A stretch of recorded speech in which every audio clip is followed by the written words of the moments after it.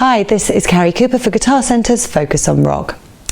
Over the years, we've witnessed numerous genres colliding with rock music to create unique tracks consisting of a hybrid of sounds, but none quite so impactful or unlikely as that of Aerosmith's collaboration with Run DMC for their seminal version of Walk This Way.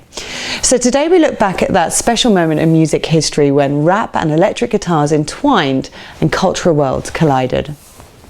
To get to the very heart of the story, we need to step back to the mid-1970s when Aerosmith were waiting for the delivery of a rather large amount of cocaine. Making themselves useful during the wait, Steve and Tyler joined guitarist Joe Perry for a jam and planted the seed for the riff that would go on to be that track that would make music history.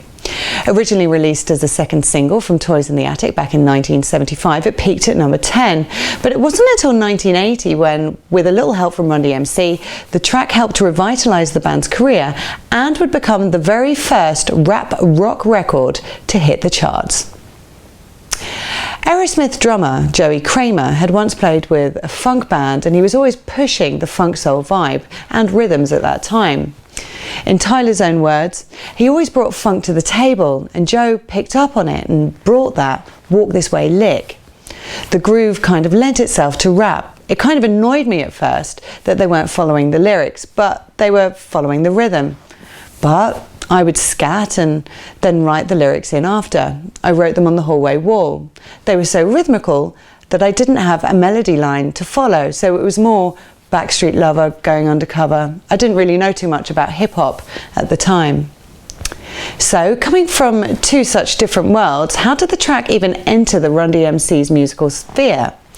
Well, according to an interview with Q magazine, Reverend Run and many other hip-hop DJs from the time were busy looking for breakbeat or broken drum beats to play during DJ sets in the early 80s.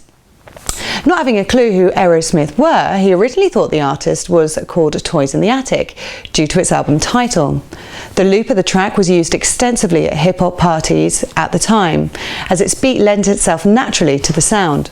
Rick Rubin, who was producing Raising Hell, was a huge fan of Aerosmith and suggested to Jam Master Jay that he call Perry to ask if he and Tyler would play on their cover version. Rubin told VH1, Walk This Way had a familiar rock sensibility to it, but at the same time, with very little change, would function as a hip-hop song. Although no hip-hop artist wants to admittedly sell out to the other side, once the track was out and became as stratospheric as it did, you could be sure there was a whole lot of pride from both sides. When the track toured, Run DMC fans were on the whole happy that they were up there on stage with Tyler and the boys, and vice versa for Aerosmith fans. This unlikely collaboration would prove an immediate boost for both parties. Raising Hell became a million-selling LP, reaching the top 10 on the pop chart and number 1 on the R&B album chart.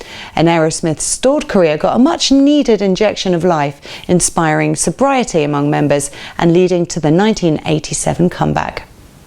So how does Steve Tyler really feel about hip-hop overall? I remember the time, he said.